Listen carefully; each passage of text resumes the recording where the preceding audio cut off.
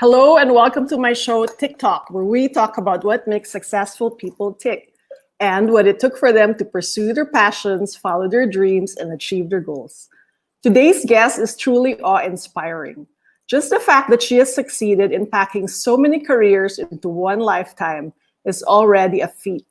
But what she has been fighting for even before and now more than ever makes her a formidable force in the fashion industry as she helps Filipino craftsmanship and design pivot, survive, and hopefully thrive in these challenging times.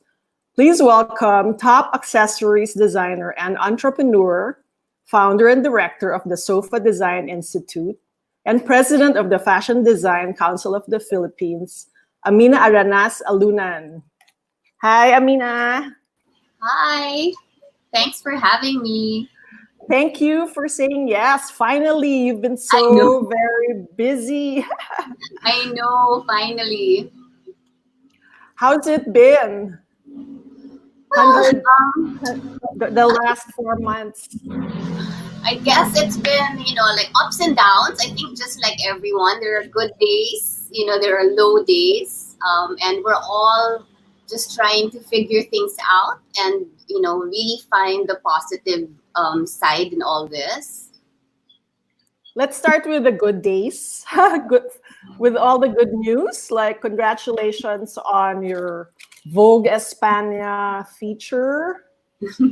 Yes, those are nice, uplifting things, during a time like this. Not to mention your mention in Harrods and El Corte Inglés. Would you Yes. like to tell us about that? Yeah, well, prior to lockdown, no, actually even during the lockdown, we were somehow able to ship out our orders for these stores, and this is actually our first season to be in El Corte Inglés.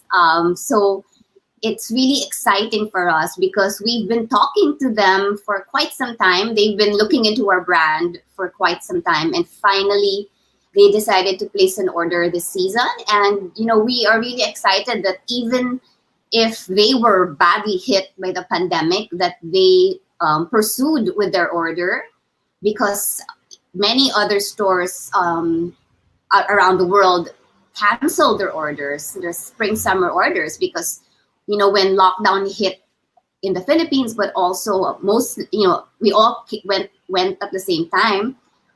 We were entering the spring summer season, so yeah, so we were thankful that El Corte Inglés pushed through with it, and yeah, and then of course Harold's also. So it's nice to find those little pieces of success and some uplift, something to uplift our spirits during this time. Yes, you always have struck me as a very optimistic kind of person. What are the other silver linings that you've seen before we go into the challenges? Yeah. Well, I guess now, well, one, I would say really, one of, especially during the early part of ECQ, even if it was a scary time because none of us knew what was happening, somehow I am thankful for the chance to sort of really slow down. I remember, early this year, when we were entering 2020, one of my goals for the year was to slow down in 2020. Of Oh course, my I did God. not expect this kind of slowing down. But so in a way, I'm thankful for that. During the ECQ period, somehow allowed me to, to really pause. All of us, Right. we were all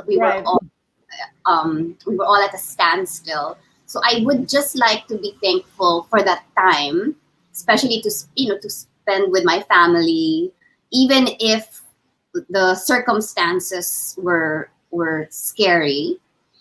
And so that I would say also is a positive thing.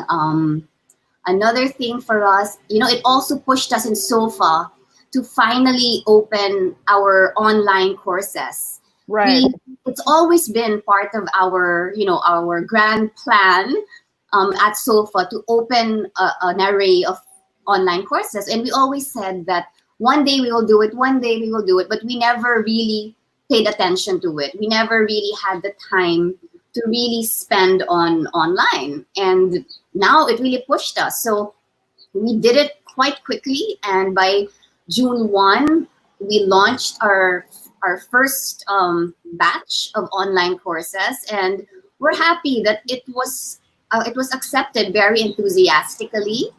And yeah, right now, I guess also the market, at first they were kind of, like not so sure if online learning could work, but we offered an array of short workshops. So it was easy for them to get their feet wet.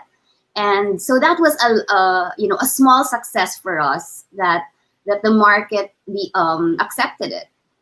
I noticed that you did pivot very fast and you lost no time in offering workshops, one of which was business fashion strategies for the new normal. And that's almost about to conclude. What has that been like, and what have been the results of that webinar? Well, yeah, that webinar was, it's actually taught by a Filipina fashion professional who really established her fashion career in London. She was a buyer at Harrods, and then she moved back here, I think last year. And so she put that together, and she invited an array of speakers to share their perspective. So some local designers, some are also practitioners, her friends in global brands back in the UK, and they shared their perspective in terms of real experiences. And yeah, it's concluded already, and our workshops in so far are also very limited in number. So we really only limited to around 10 to 15 students. And yeah, we did receive quite good feedback from that course. A lot of the students who took it also were young brands trying to find their way throughout this time. What did the London-based fashion people share about the feedback on the future of fashion globally? Like, will there still be Fashion Week, or how will things change? In terms of that particular workshop, I really don't know because I did not attend it. Oh, okay. So I'm not sure what were the insights shared, but I do have insights based on managing Aranaz and working with the global market now. And what we're doing now is like we are setting up virtual showrooms. So in the past, usually buying season starts now, June. In fact, we were supposed to have a trade show in Paris this June. Of course, that trade show got canceled. So right now we've sent out, we're looking for new ways to sell. So we shot our lookbook. That was about 2 weeks ago. We shot the lookbook. We quickly laid it out. We also shot videos of our bags, like very detailed 360-degree videos. And we are going to be doing virtual showrooms. So by virtual showroom, what we mean, it's like this. It's like a chat using Zoom, where we will be showing, kind of modeling the pieces, because we're not sending everything directly to the agents. Some agents will be getting it. So, in some countries, because we have representatives, and in some regions, they are still going the showroom route, like the actual showroom. Oh, okay. They are still doing that. But there are some countries that they're doing both. They're going to do a virtual showroom, then they're going to do just lookbooks. So yeah, we really don't know. For example, right now, there's another show that we usually join in the US, a trade show, which usually takes place around this time, last week or mid-July. And I know that they have now moved the trade show virtually. We did not join that, but everyone is doing virtual. However, There are trade shows in Paris that for Fashion Week this September, and they are pushing through like Wow. an actual trade show. They said they are pushing through with an actual show, and they were asking if we will be joining. But yeah, so there are some regions that are trying to do it the way it's always done. So yeah, Wow. we'll see. So the fact that they're pushing through means that there is still demand for the kinds of products that you sell. That's a good thing, right? Despite the Yeah, fact that well, I mean, I think like one trade show organizer said that they want to push through because they really also believe that fashion has to stay alive, and yeah. they have to create the platform for it to stay alive.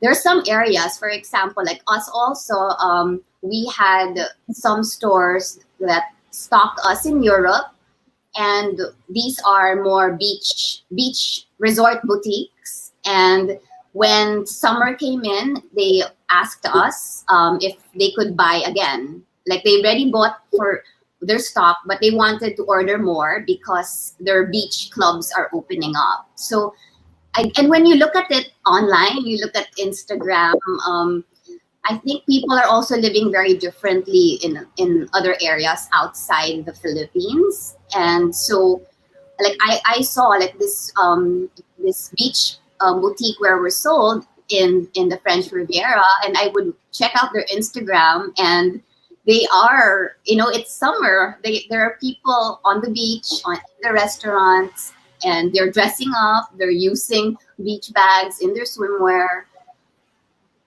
So it's a very normal scenario in some parts of the world. Well, based on Instagram, that's Based just on Instagram. based on Instagram. So I'm not really sure how reliable that is. But Right. the fact that some have expressed interest to look into our collection. So we've also still received new stores inquiring about our bags, of course, outside the Philippines. So I asked them, are you interested in buying readily available stock that we can ship to you now, or are you looking to buy for next season, 2021? And most of them say they want to see both, what's available now and next year. Oh, okay. Good news. So during these times when some people might question the relevance of fashion and accessories, when, were you going to wear a bag or an outfit, you were fighting hard to keep fashion alive in the country. You've been so busy helping put up coalitions and associations. Would you like to talk about your two coalitions and what you're doing? Yeah. So I guess this all really started, especially during the ECQ period, where many of us fashion practitioners gravitated towards each other.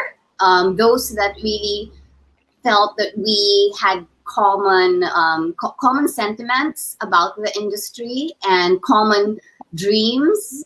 So one is we created the Philippine Fashion Coalition. The Philippine Fashion Coalition is meant to be an umbrella association. It's not meant to take the place of the already existing organizations. I'm a member of the FDCP, the Fashion Design Council of the Philippines, and the PFC, that's the coalition that we created. It's not meant to replace the FDCP or not meant to replace FDAP, but it is meant to be an umbrella for all fashion professionals. So whether you are a fashion stylist, a makeup artist, a videographer, a fashion events producer, a fashion marketer, as long as you work in the fashion industry, the coalition is there for you to be under. And our goal really is to, well, of course,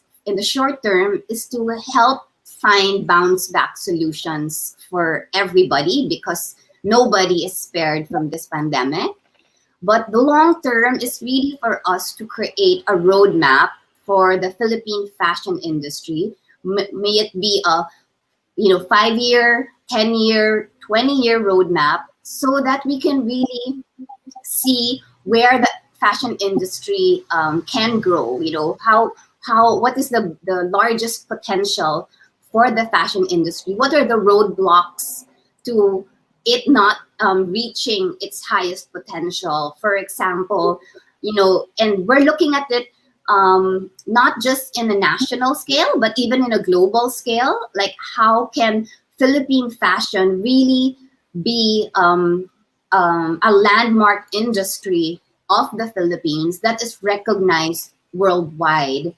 And the reason we felt the coalition was needed is because we've always been fragmented, and even us practitioners, we also don't have a clear idea of what our industry is, where we are in relation to other fashion industries in Asia, in the world, because we don't have concrete information about the industry. We don't even know how many fashion practitioners are there, how many fashion brands are there, how many fashion companies are there, or what is the annual revenue of the Philippine fashion industry. Those are really important information in terms of being able to create a roadmap for our industry. And all the information we have now is based on data that I have of my industry, of my company. It's based on talks with other co-designers who are willing to share what they know. So we really feel that there's so much to do, because we also want to be able to open dialogue with the government, be able to influence policies, hopefully, that will benefit the growth of the industry. Because at the end of the day, the fashion industry is all about its livelihood. It's really, if you look at the fashion industry, we are so huge. So, like right now, we were saying one of the short-term goals we have is job preservation of fashion practitioners, because we all know that there's a lot of people have been floating, and so that's one of the things. And of course, after that, how can we really be a platform to increase our global competitiveness as an industry? And then, so we have the Philippine Fashion Coalition. Then apart from that, we also created the Fashion Accessory Makers of the Philippines, called FAMPH. So the reason we also created this is because we did not have an association for fashion accessories. We have different associations for fashion designers in general, but one that is really just focused on fashion accessories is something we did not have. And that's why we felt the need to have it right now. And it's also going to be under the coalition. Some of the people part of the coalition are also part of FAMPH. And we have common goals. Of course, FAMPH is more centered and focused on the accessories sector, while the coalition is more focused on the big picture of the accessories industry. In fact, with the coalition, the whole weekend I've been so busy because we have our first project coming up, our first real project coming up. But I'll keep it under wraps first, because I'm not sure yet. It's pretty much sure, and it's gonna be revealed very soon. But it was a very exciting thing for us to encounter. So it's a big show of support that the coalition is getting. Right. Do you have any numbers as to how many members have you gathered? And you also had a survey where you tried to gather data. Any results from those? Well, we have not formally opened membership because we are in the process of incorporating the coalition. But we do have our 15 board members. And the 15 board members represent different sectors of the fashion industry. With the survey that we put out there, we got about 500 respondents. And of course, everyone had the same results, that basically 90% of their business has gone down during this time. Out of the 500 respondents, on an average, majority of them had about between 10 to 20 employees each. But right now, I mean, that's really all we have. And we really, like, one of the goals we have also is to be able to come up with a research project for data gathering, more real data gathering, because we feel what we've got is really just a snippet of what's out there. And the respondents were a mix of fashion designers, a mix of freelancers. So we created a sector called the creative services sector. So these are freelance stylists, hairstylists, makeup artists, models, modeling agencies, digital content creators. So yeah, so there's been a lot that we've been working on. We even created a textile, because that's one thing we found out, that of course, we all know how textile is so important and has been also an obstacle for the Philippine industry to move forward, because we don't have a textile industry. So we also created now a special group focused on textile development. And that's really exciting also to see where, the same way other countries like Thailand has super managed to develop their silk industry, we're also looking how we can develop our textile industry. Well, we don't know yet which one, if it's piña or the indigenous weaves, we don't know yet. So what's the immediate goal of these two coalitions given our situation now? I mean, not to preempt your announcement coming soon, but what is the most urgent need right now? Yeah. And because how badly hit, as we all know, the whole industry has been badly hit, stores closing, revenue plummeting, workers losing livelihood.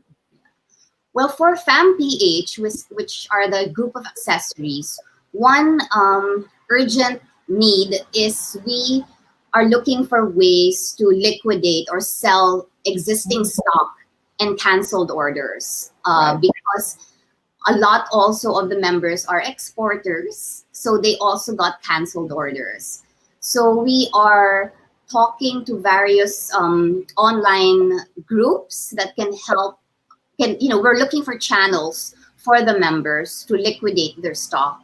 We're looking also for creating, especially in the next coming months towards Christmas, how we can help them increase their sales revenue. So that's for FAM.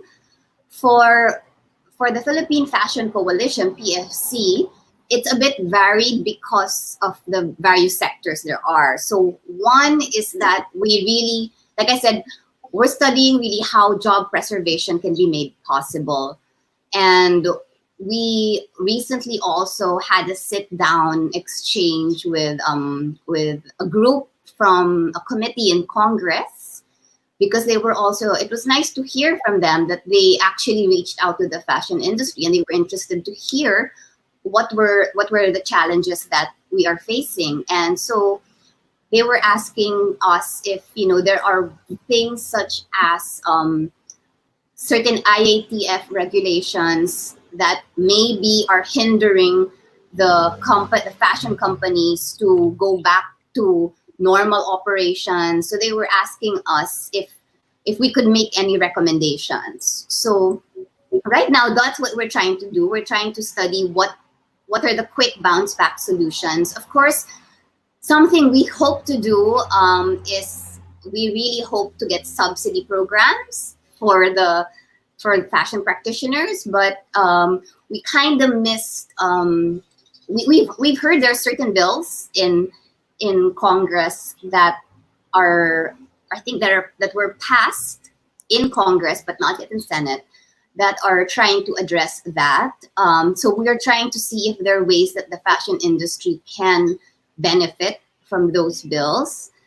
So, because I guess right now, everyone just needs a source of funding. Everyone just needs some source of revenue. So we don't know, we can't promise that because we don't know, but it's something we want to look into. And like right now also we hear from many of the fashion practitioners, of course, PPEs is their way of survival, creating PPEs. But this is limited to the designers. I mean, the fashion and garment designers who have the ability.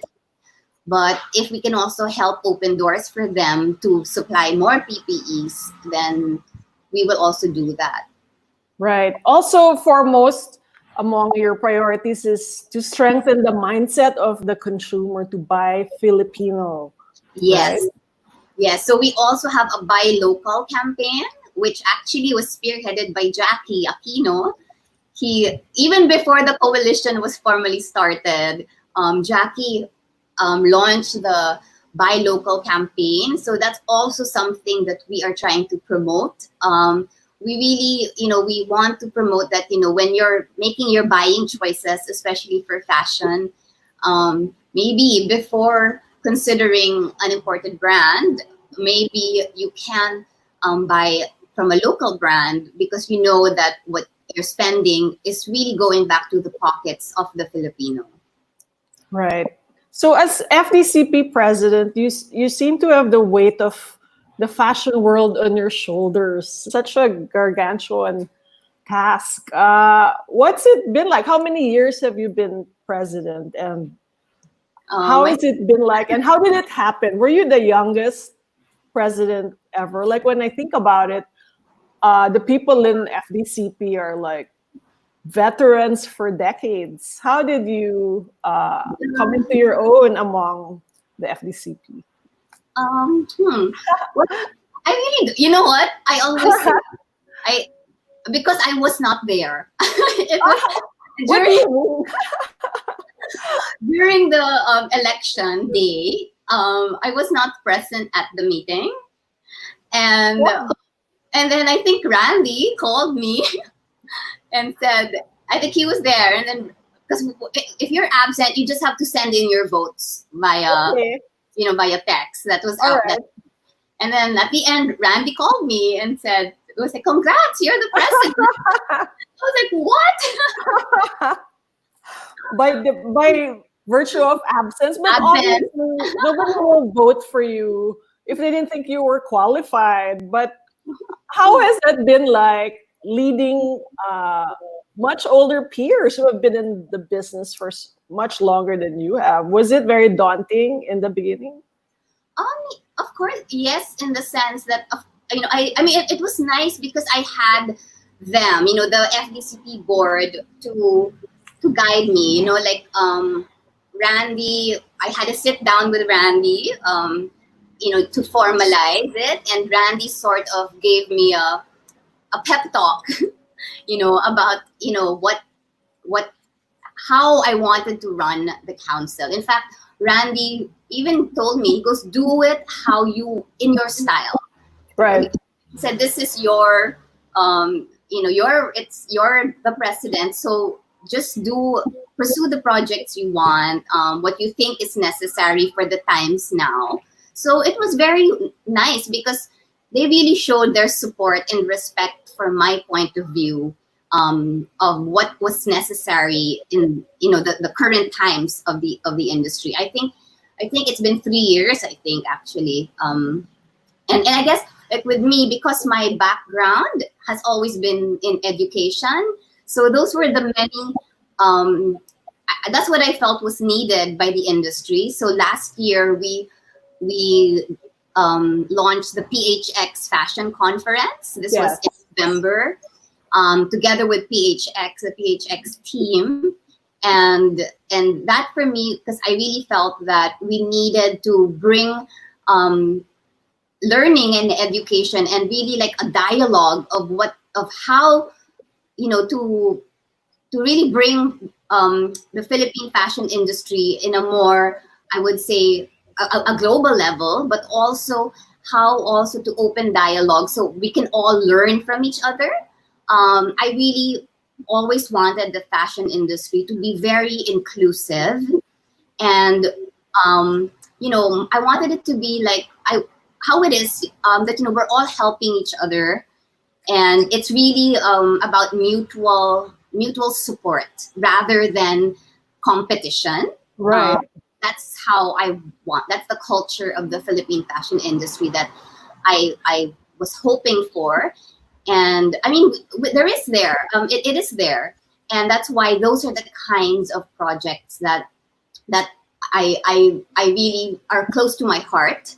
So even during the lockdown in May, we did a PHX collab. We did the Fashion Yes. Forward Dialogues, Yes. which was also because we just felt we needed to talk. I think it's very important for us fashion practitioners, even if we are all somehow competitors because we're selling the same thing. It's also very important to have a certain level of honesty with each other about the state of the industry in terms of business, in terms of professionalism, so that we can all help each other and we can all grow together and lift each other up. It must be very hard to unite an industry that for so long has kind of not been united, like in true maybe Filipino fashion, pardon the pun. Medyo kanya-kanya usually, di ba, in whatever industry. How hard has it been to unite everyone? I think yes. I mean, it's been a challenge because, of course, I think also a lot of people are busy with their own thing. A lot of people already are occupied with their daily work, with their daily businesses, with the things they need to do, and I think maybe that was one of the challenges, and that's why right now during this slowdown somehow it made it possible to get everybody together. And I guess that's one of the good things of all this is because we now have the time to do it.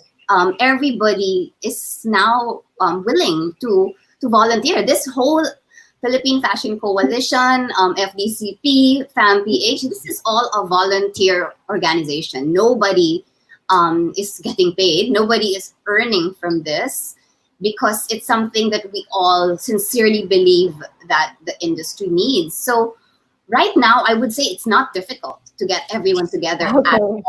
It's not because I think everyone believes in it. So Right. it had to take this, I guess.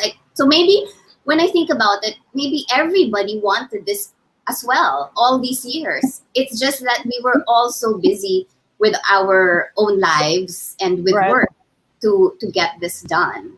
But Because I also recognize that we all recognize that for now it's a volunteer organization, but we know that post pandemic when we get out of this and after for it to grow and to sustain and to be here forever, we know that we eventually want it to be an organization that is self-sustainable, that can employ people so that things are moving and that things are growing, that the industry is growing. right, you've always championed the fight for the rightful place of Philippine fashion in the global stage. I mean, ever since before, looking at all the information about you, this is something you have very generously espoused. Even if, like, you seem to be so generous in sharing your knowledge, even if you encounter difficulties along the way, you seem to be like sharing your shortcuts with everyone. Where does this generosity come from, and why are you so eager to help? Not to Um, question anyone's desire to help, but I just don't. curious. I really don't know. I mean, I think I just felt also that, like, I just also my mentality has always been, um, I like. Oops. Uh-oh. Uh, our guest has disappeared. We'll try to get her back. Hang on.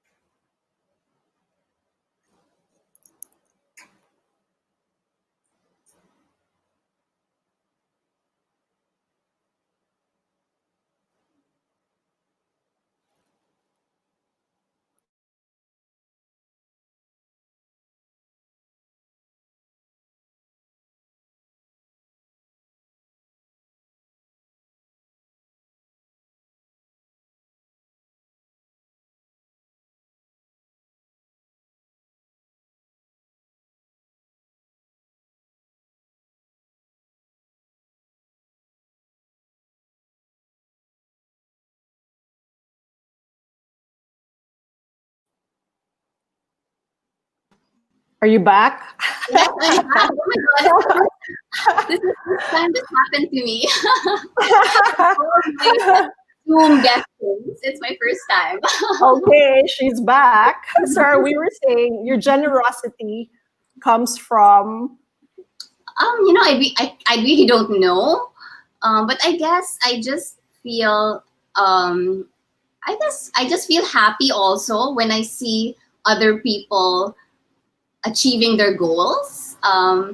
It's more that, and if I can share what has worked for me, then why not? I actually think I never ever thought that of ever being a teacher. I never ever. It was never in my list of ambitions is to be a teacher. So opening Sofa in a way also caught me by surprise. And when I started teaching, I realized that I enjoyed it also.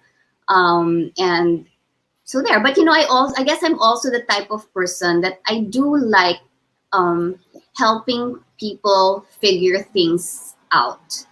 Um, and of course, it doesn't mean that my experiences are the only way to get things right.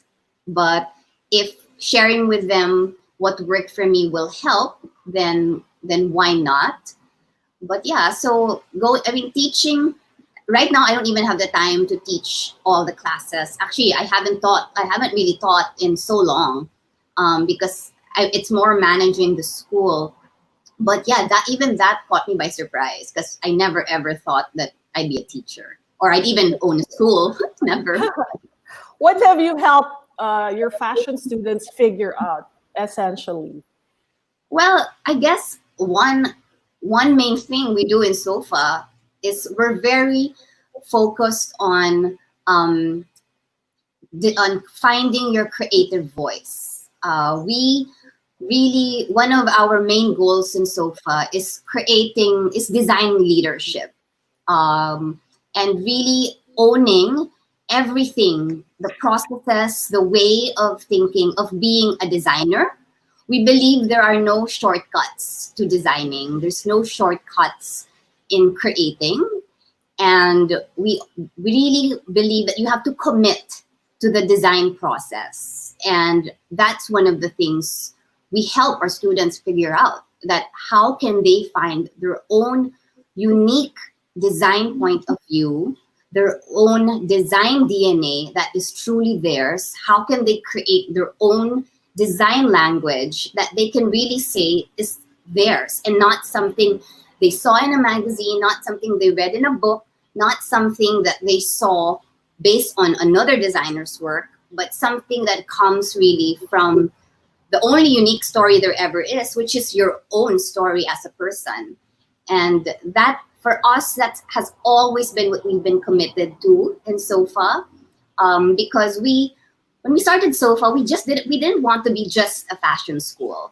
To be a fashion school is you teach how to sew, how to draw, you teach how to make patterns, you teach styling and makeup. But what we really wanted to do was to create creatives that really have something new to contribute um, to the industry, that they have their own unique story to tell, and that they can be leaders in the industry. And we really believe that to be a leader in the industry, it really is about developing your mind. It's about developing your imagination, developing your heart first. So it's really developing inside you first before developing your hands, before developing your skills. So a lot of what we do in Sofa is about introspection. It's about self-awareness, and you use the different tools of design, the various technical skills to express what is inside you. And that is something we want to highlight, because many times, well, especially the young designers or the young creatives, they come in and they think, because I read magazines, because I know how to cut, I know how to sew, I'm a fantastic illustrator, I can be a designer. But those actually are just, those are the tools of design. But designing really takes a lot of thinking, a lot of introspection. That many of our classes at SOFA, our design classes, end up like a, what I would say, like an opening up session. You know, there, especially the last class I taught, which was about 2 years ago, like literally students are crying. I'm crying listening to the students. It's like it's creative therapy also for us. But yeah, so for us, because we feel that's really what it takes to be a creative leader. There's a certain level of courage to be, you know, I mean, imagine to sit in front of a room of students, but of course in the industry, to even sit in front of your peers and the market and present an idea that is yours. It takes a certain level of courage to do that. You know, many designers, because of that fear, sometimes that's why many creatives can turn to what has been done before. They turn to what is normal, what is expected, because that is the comfort zone. So these are things we try to challenge at SOFA. So it's a lot, and many of our students, you know, they come in, they're like, oh, I never realized that this is what design is all about. It's more than sketching. How has your own design voice and DNA and thinking evolved through the years, like 2 decades, right? And how is it still evolving, especially in these pandemic times? Yes. Yeah, even I went through a process of self-discovery, you know.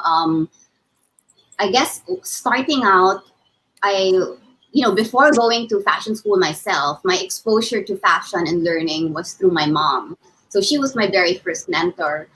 And of course, you know, it was really through exposures to watching her work that I developed my interest. And somehow I'm sure it also developed my eye and my taste level. And so with that, I was, you know, that's how it started. And then I slowly through the years, you know, after going to fashion school also, and then coming back and then trying to start working on my own collections, I also, somehow had to try to find where I am as a creative, because of course, you know, I had my mom there, and somehow as a mother-daughter relationship, you somehow would respect her for her creative ideas, but because you're so used to being the obedient daughter also, you know, sometimes you're not yet, it's not that she even would impose, but it's sort of second nature that, okay, this is how I should design it this way.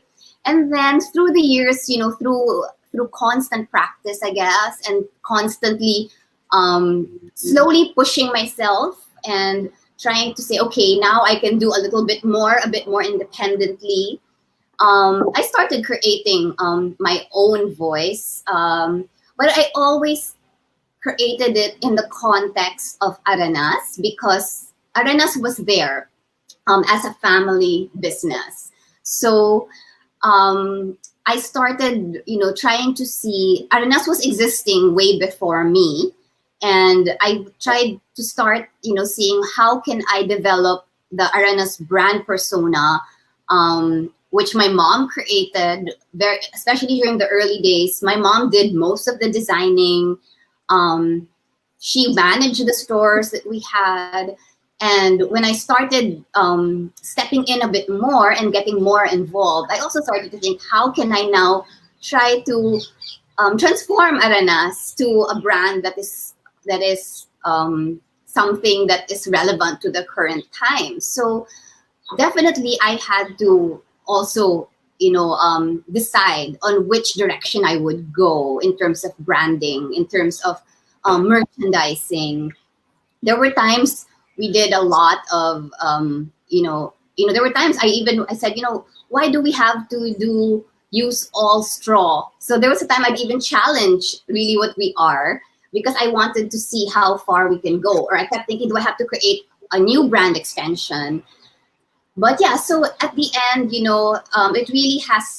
it's really about making deliberate choices about what the brand is about. But of course, I think there are days also that, or I could eventually come up with another brand which is totally different from Aranaz, that maybe also shows another side of my creativity.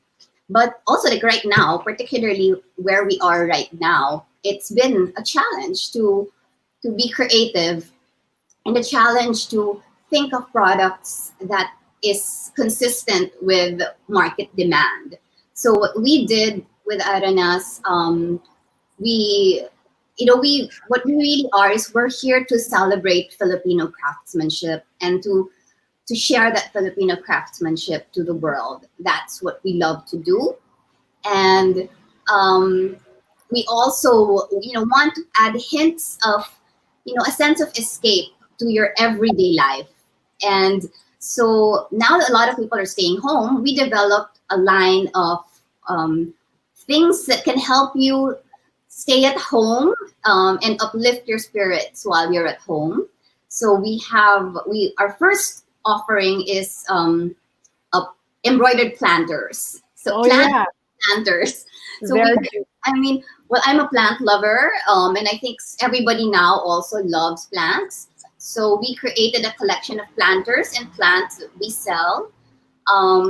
Soon, I'm also experimenting on other home stuff, like very special throw pillow covers, accent pillows, home scents. We do have actually like a candle line. So we also are soon going to be launching what we call lounge slippers. So it's like stay-at-home slippers, or for quick, that kind of indoor slippers. So that's our other experiment. We also are experimenting on self-care kits, which I don't really think we would do PPEs because it's not. And it's not really who we are. I mean, we even don't have the capacity for it. But so I mean, even during ECQ, as a fun visual exercise, I asked my graphic artist to Photoshop our masks, our bags, and make them into masks. And we posted it all over social media. And it was really just a visual exercise for me. But we got so many inquirants if we were selling those masks. But of course, these masks, if you look at it, they're made out of our bag materials, which are, wooden beads or inalak or abaca. So I mean, it would be so heavy to wear. So, and I don't think we'd be able to breathe in it. But but we may also. I'm still experimenting on masks at least. How do you keep your creativity evolving? You've said a few times that sometimes you find the magic happens when you find order or creativity in the midst of chaos. So how do you keep your mind like a fertile playground for just ideas to never stop coming in? I think I'm in a way I'm blessed that naturally I'm a person that doesn't stop dreaming. I always say that. I'm always dreaming of something new. I'm always thinking, what can I create that's new? How can I create a new experience? What's a new story that I can tell? So I'm a person who also has a fondness for the new things that are new and novel. So because of that, I guess it really ignites my creativity. And however, I would really say, especially during this time, I have not been very creative, not as creative as I should be. And because there's just too many things that are happening to even get me to be as creative as I want to be. But I always just somehow, of course, part of being as a designer sometimes is you just have to also discipline yourself, or part of being a creative professional is you have to know when it's time to be creative, when you have to choice. So even if you don't want to be creative, you have to be creative. You have to create. So that's part of it. Sometimes what triggers me is to just be in the right place, to be in my factory floor, and just see all the materials in front of me, or work hand in hand with the artisans, and just sit beside them, and then it will somehow, it's infectious that seeing them make things triggers my creativity as well. But like this particular collection, our 2021 collection, was practically designed by my mom. Wow, how so? Because I guess, well, there's just so many things going on, so many of these Zoom meetings and everything, that I could not leave. I mean, early on and during GCQ, I had so many things that I had to manage with the school and all that. So I could not find, I couldn't put myself in, I guess, to wear another hat. And my mom was very much willing to do it. I think maybe she also needed the creative therapy to create the collection. So my mom has always been a creative anyway. And so, she would just spend her time in the factory during ECQ. And so she was able to produce. I produced a few pieces, but in the past, I did majority. But now she did a majority of the pieces, because we also had to work with whatever materials we had on hand. And yeah, so it's interesting to see. Of course, it's also one of the most minimalist collections we've done. Not that my mom's style is not minimalist at all, but because of the circumstance, we didn't have enough time for product development. We didn't have enough time to use different materials, and also because of the times we're in, we know that price points also have to be controlled. So yeah, so it's still not minimalist, but it's as minimalist, I guess, as Aranaz will ever get. How do you balance discipline with creativity and actually multitasking? Because you lead a school, you lead a council, you lead your business, and yet you still have to create and impart knowledge. How do you make it all work out? What's the secret? Prior to all of this, and so now I'm trying to find my groove also, is I would be quite structured with my schedule. Like, there are days that I would devote to sofa, days I would devote to Aranaz, and it was set, like, days in the week that are for sofa. I remember, I think it was Tuesday, Wednesday are sofa days, Monday, Thursday are Aranaz days, and Fridays were either for another thing, whether it be a shoot or a council thing, or whichever needed me more urgently. So I was about structured schedules. Right. And that allowed me to really compartmentalize that, let's say there's something for Aranaz that I needed to do, I'll be like, I can attend to that on this day. So I think it really helps to have that structure. It helped me to have that structure. Currently, the way we're working now, I'm still trying to rebuild that structure. It's still not as easy, but I think you just have to find your way, especially with everyone on digital. So you're messaging everybody also all times of the day. And I guess what I try very hard to do is when I tell myself, okay, I'm gonna focus on this task now, I try to control myself not to deviate to another task, because just so I know, I just have to finish this already. So yeah, it's challenging, but somehow it's really about focus and really deciding on what is most urgent and most important at the given time. Right. How about your leadership skills? Were you always like the leader in your school group, or because you lead so many organizations, were your leadership skills developed early in life, or how did you become a leader? Yeah, I mean, I think even in school, I wouldn't volunteer to be like a leader for group projects, but if I am selected, I would not refuse it. I wasn't the Okay. type to refuse responsibility. When I'm offered responsibility, I accept it. I think it was very ingrained in me by my parents also, that they always say, if you are asked to do something, that means people see that you have the ability to do it, so you should accept it. So that, I guess maybe that was ingrained in me. I was also always told, as long as the challenge is not does not seem too outrageous, accept the challenge. And that, I also don't know if it had anything to do with ballet. I always believe that ballet builds life Yes, skills. yes, I And agree. I was a ballet dancer my whole life until college. Right. So I don't know, yeah. I always feel what the lessons you learn in the dance floor or and Right. on stage somehow affects life.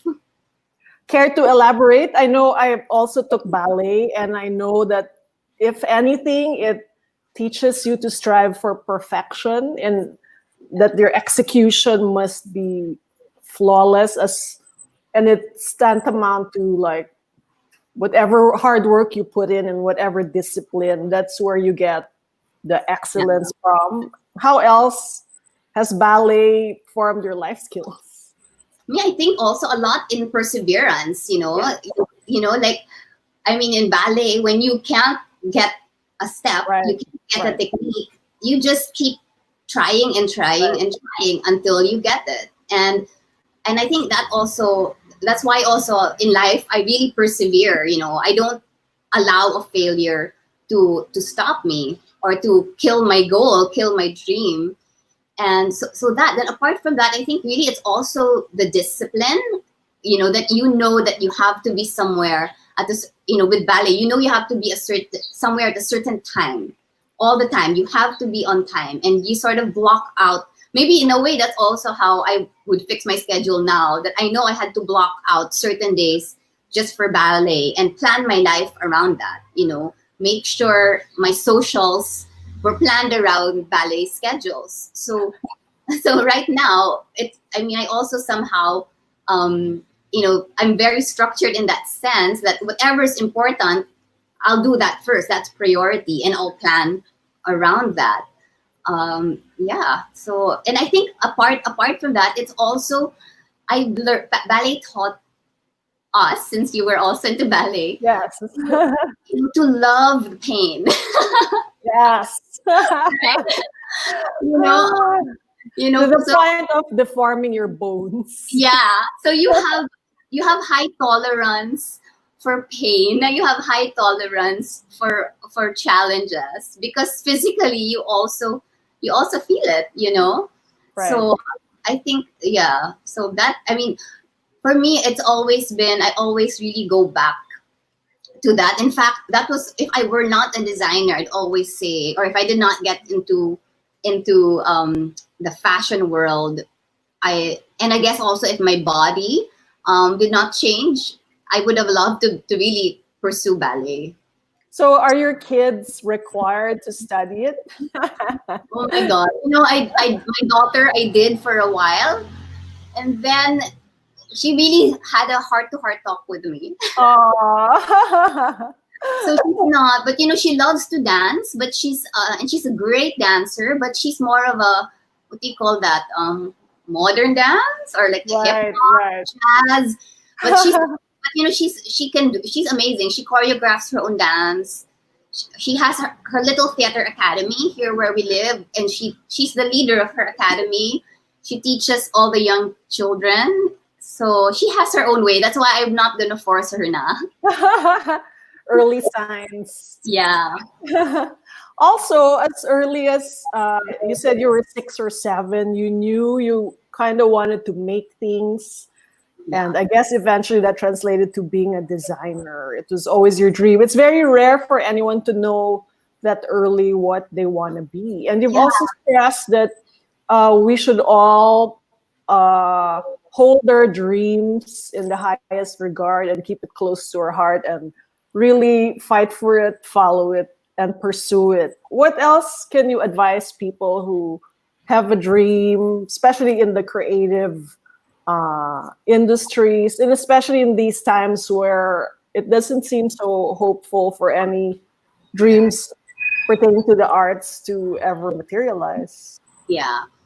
I guess like for me, it really was about yeah.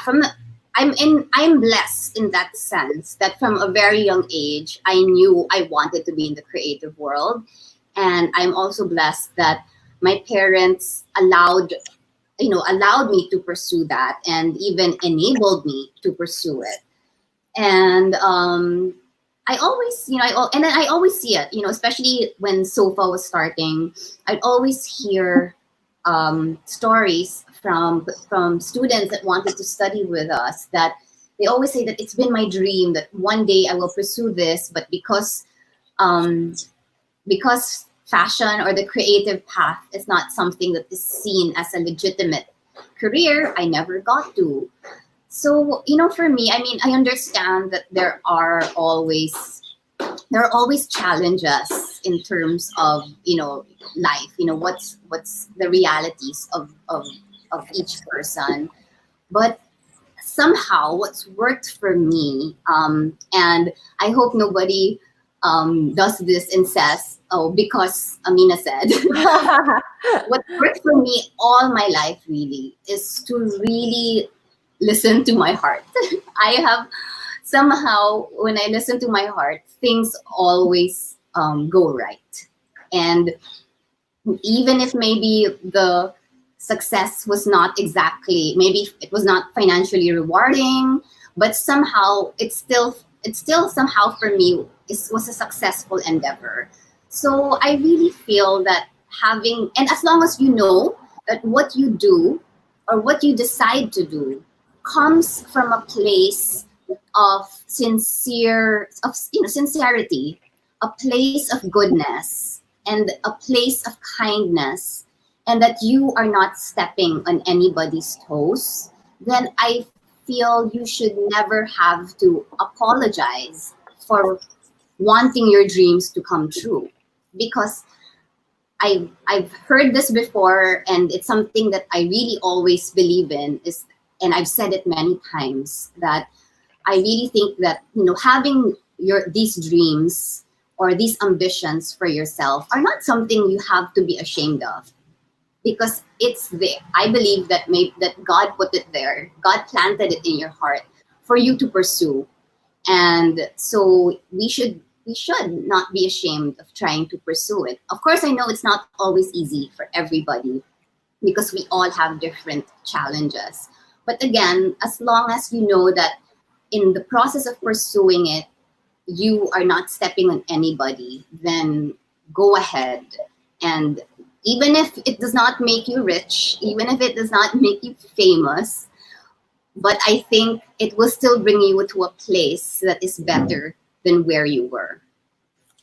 Wow, that's so inspiring. What is your dream for the fashion industry?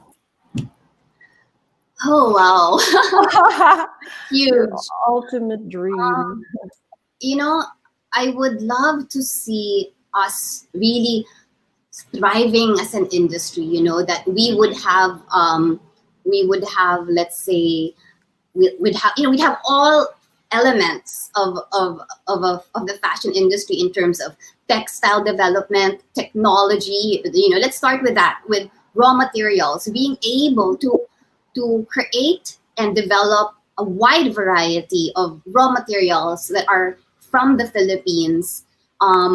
Maybe it's helped by technology that we may not have here, but maybe we have to import. But really seeing development in materials progressing, and then of course being used by the Filipino designers, and the designers themselves also really taking the lead. Like I said, going back to creative leadership that we talk about, really taking the lead and being recognized for it, being recognized as a nation, as Philippine design or Filipino design, that when they see something, they know that is Filipino design. If we are able to have, I would say, a signature of what Philippine fashion looks like.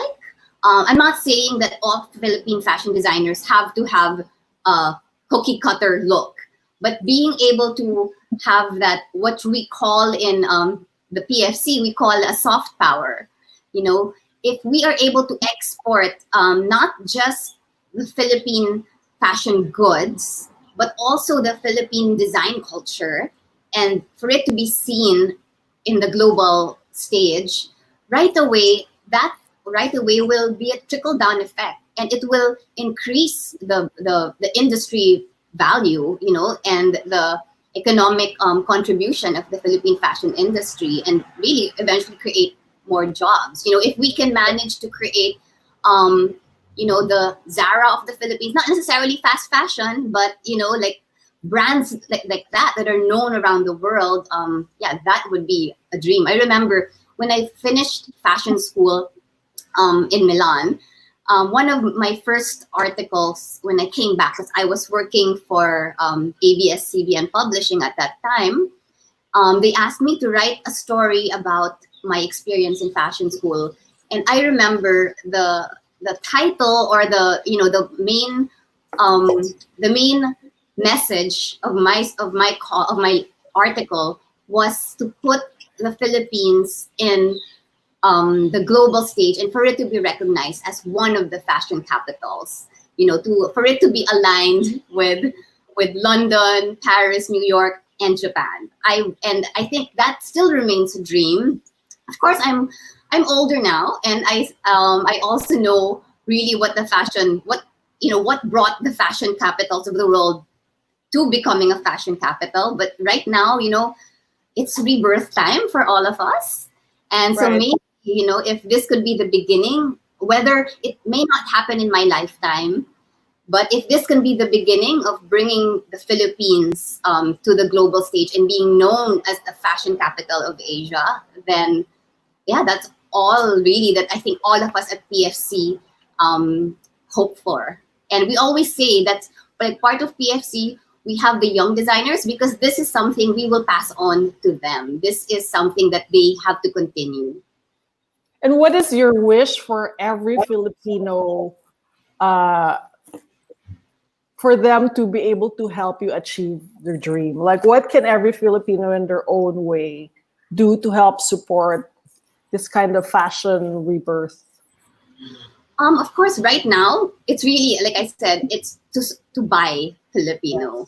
You know, it's really that. I mean, even if you are not a fashion practitioner, but the fact that you need to buy something, whether a piece of clothing or, you know, an accessory, or, you know, whether it's a basic, but that's how you can really help tangibly. When you're making a choice, always choose the Filipino brand. Right. Thank you so much, Amina. You have inspired us so much. Thank you for inspiring us to keep dreaming, to keep evolving, and to keep fighting for our dreams. Thank you for making time. Thank you also. See you hopefully in real life. Yes. Or in ballet class. In ballet, yeah. All right. Bye. Thank you. Thank you. Thank you, everyone. This has been TikTok, and I will see you soon. Bye.